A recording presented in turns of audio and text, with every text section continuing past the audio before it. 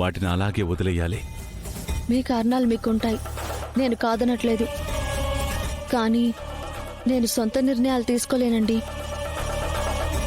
దయచేసి గుడి తలుపులు తెరవమనండి. గుళ్ళో ఉన్న సంపద లెక్కలు కూడా ప్రభుత్వానికి చెప్పాలిగా. అదెలా కుదురుతుంది? దేవాలయాల సంపదలకి మీకు సంబంధం ఏంటి? అన్నీ దోచుకుందామని చూస్తున్నారా? నేను డ్యూటీ చేయడానికి వచ్చాను, లూటీ చేయడానికి కాదు. మాటలు జాగ్రత్తగా రానివ్వు.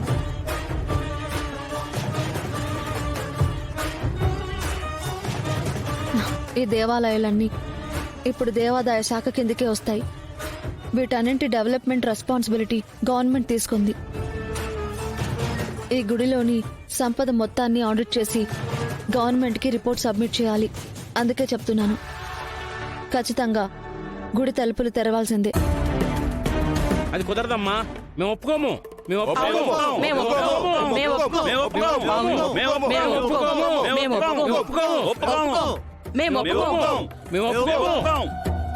మీరు అరిస్తే నేను పోలీసు వాళ్ళని పిలవాల్సి వస్తుంది. మీ ఊరల్ని నువ్వు కొట్టిస్తావా?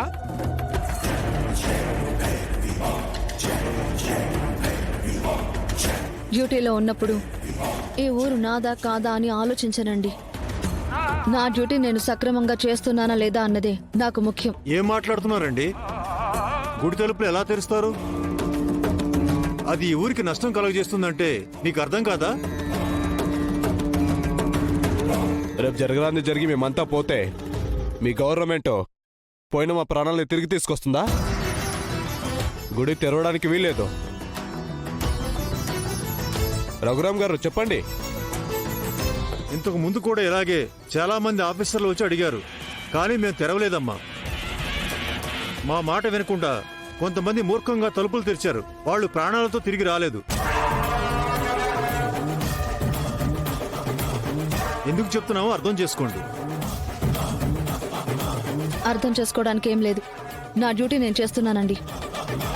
మీరు బలవంతంగా దౌర్జన్యంగా నా డ్యూటీకి అడ్డొస్తే ఖచ్చితంగా నేను పోలీస్ సహాయం తీసుకుంటాను. అక్కర్లేదు. ఈ ఊరి పెద్ద మనిషిగా నీ శ్రేయస్సు కోరి చెప్పాను. నువ్వు ఉద్యోగ ధర్మమే ముఖ్యమనుకుంటే, గవర్నమెంట్ ఆర్డర్స్ అమలు చేయడమే నీ డ్యూటీ అనుకుంటే అలాగే కానివ్వు. అదేంటి రఘురామ్ గారు అలా చెప్పారు?